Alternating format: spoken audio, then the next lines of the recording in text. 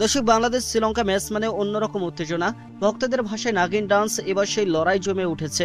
Asia কাপের super ফোরের প্রথম ম্যাচে কে থাকবেন ওপেনিং এ, সাইফ হাসান নাকি পারভেজ হোসেন ইমন? ব্যাটিং এ ব্যর্থ তৌহিদ হৃদয় কি বাদ পড়বেন? আবার বোলিং এ 5 নম্বর বলারের খোঁজে কে ঢুকবেন একাদশে? নুরুল হাসান সোহানের সুযোগ বাড়বে কিনা? এসব প্রশ্নে গরম আলোচনা চলছে ভক্তদের মাঝে। চলুন একে একে দেখে নেওয়া যাক লঙ্কানদের বিপক্ষে টাইগারদের সম্ভাব্য একাদশ কেমন হতে পারে।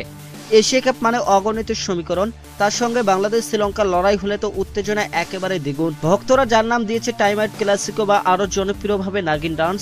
আর এবারের এশিয়া কাপের সুপার ফোরের প্রথম ম্যাচে মুখোমুখি হচ্ছে টাইগাররা এবং লঙ্কানরা।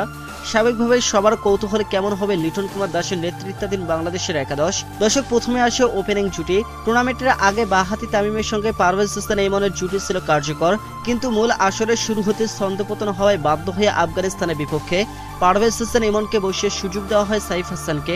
যদিও সাইফ হাসান বড় ইনিংস খেলতে পারেননি, তবে তামিমের সঙ্গে গুরুত্বপূর্ণ পার্টনারশিপ গড়ে দলকে ভালো শুরু এনে দেন তিনি। তাই শ্রীলঙ্কার বিপক্ষে আবারও ডান হাতি সাইফকে ওপেনিংয়ে দেখা গেলে অবাক হওয়ার কিছু থাকবে না।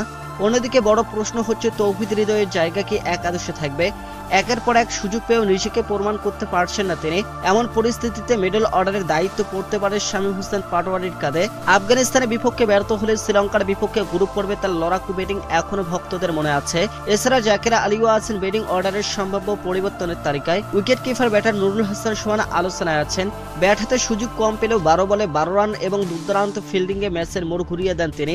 তাই ভক্তরা চাইছেন তাকে আরো বেশি সুযোগ। স্পিন বিভাগ নিয়ে দলের বড় কোনো দুশ্চিন্তা নেই। বাঁহাতি নাসুম আহমেদ আর লেগ স্পিনার রিশাদ হোসেন ধারাবাহিকভাবে ভালো করছেন। তারা যে কোনো সময় ম্যাচ ঘুরিয়ে দেওয়ার সক্ষমতা রাখেন। তবে পেস বিভাগের 4 জন বোলার নিয়ে নামার ঝুঁকি নিতে চাইবে না টিম ম্যানেজমেন্ট।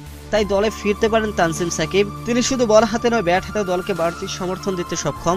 অভিজ্ঞ মোস্তাফিজুর রহমান এবং তাসকিন আহমেদ আছেন বলেই পেস আক্রমণ হবে আরো শক্তিশালী। তাদের সঙ্গে যোগ দিলে তানজিমের উপস্থিতি বাংলাদেশকে আরো ভারসাম্যপূর্ণ একাদশ উপহার দিতে পারে। সব মিলে কাগজে কলমে বাংলাদেশ দল যথেষ্ট শক্তিশালী। তবে আসল পরীক্ষার মঞ্চ মাঠেই। লঙ্কানদের বিপক্ষে জয় দিয়ে সুপার ফোরের যাত্রা শুরু করতে পারলে ফাইনালের পথে বড় পদক্ষেপ নেওয়া সম্ভব হবে।